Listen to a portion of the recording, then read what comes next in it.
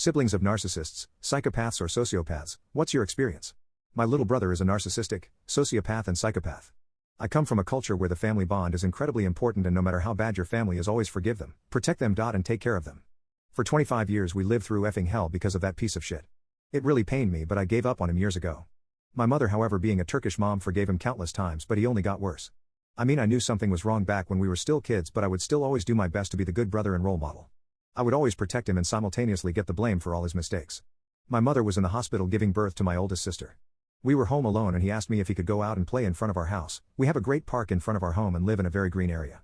I gave him permission, only for his friend to come back an hour or two later and tell me that my 11-year-old piece of shit little bro, I was 13, we might have been a bit younger, was arrested for theft. We were a well-off family, he was my mom's sweetheart. He never needed money or needed to steal, he did it just for attention.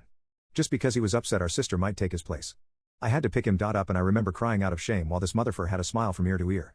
He didn't give a shit. Police brought us both home. My parents were back from the hospital with my little sister and the house was filled with friends and acquaintances. I remember feeling so much shame and embarrassment, profusely apologizing to my mom. I felt responsible. As the years passed by, this became worse and worse and worse, and we all basically lived in a constant state of terror and anxiety because of this lousy subhuman piece of shit. I'm too embarrassed to share most other stories, and I rather just not think about them anymore. We finally cut him out of our life after 25 years. Imagine having to hide all your stuff because your house is never safe. Never being able to ask for anything as a teen because if I ask for 5 my little brother has to get 50. Imagine having to worry if you can leave because this little terrorist cunt might threaten your mother and steal her stuff or take her money.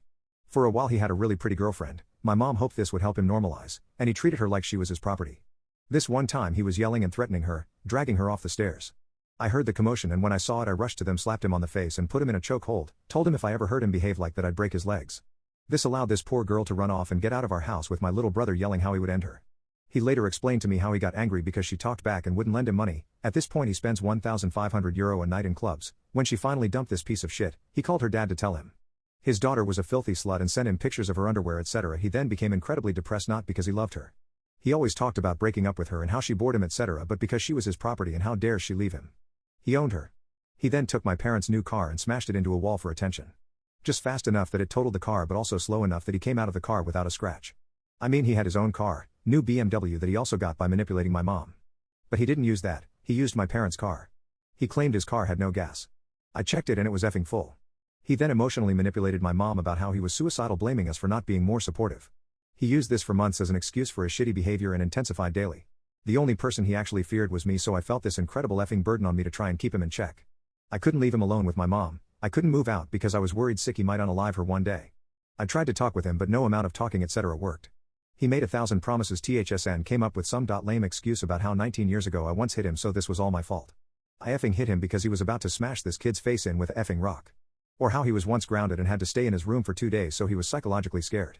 I beat up at least 50 kids for this piece of shit. He'd always intentionally pick a fight with older, bigger kids and use my name to get out of trouble. Anyway, I can go on for effing ever. And these are literally just the tame things I mentioned.